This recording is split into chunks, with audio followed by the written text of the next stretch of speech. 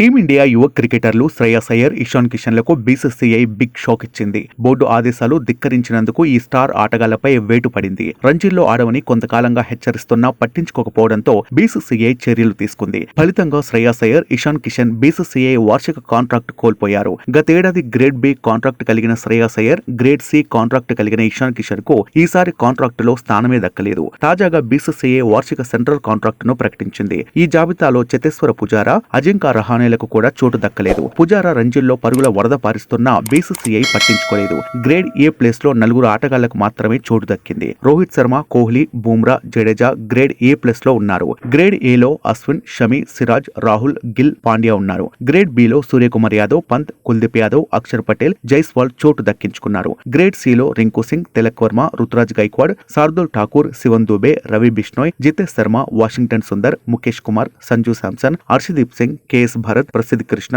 అవేష్ ఖాన్, రజత్ పాటిదార్లు చోటు దక్కించుకున్నారు. కాగా ఈసారి కొత్తగా 10 మంది ఆటగాళ్లకు సెంట్రల్ కాంట్రాక్టులో చోటు దక్కింది. తిలక్ వర్మ, రింకు సింగ్, శివన్ దుబే, రుతురాజ్ గైక్వాడ్, రవి బిష్నోయ్, జితేష్ శర్మ, ముఖేష్ కుమార్, రజత్ పాటిదార్, అవేష్ ఖాన్, ప్రసిద్ధ్ కృష్ణలకు తొలిసారి బీసీసీఐ సెంట్రల్ కాంట్రాక్టులో అవకాశం కల్పించింది. మరోవైపు గతేడాది కాంట్రాక్టు జాబితాలో ఉన్న 7 ఆటగాళ్లు ఈసారి స్థానం కోల్పోయారు. పుజారా, శ్రేయస్ అయ్యర్, ఉమేష్ యాదవ్, శిఖర్ ధావన్, ఇషాన్ కిషన్, దీపక్ హుడా, యజ్వేంద్ర చాహల్ తాజాగా బీసీసీఐ ప్రకటించిన కాంట్రాక్టు జాబితాలో అవకాశం కోల్పోయారు. ఈ వీడియో మీకు నచ్చినట్లయితే ప్లీజ్ లైక్ చేయండి, షేర్ చేయండి, కామెంట్ చేయండి.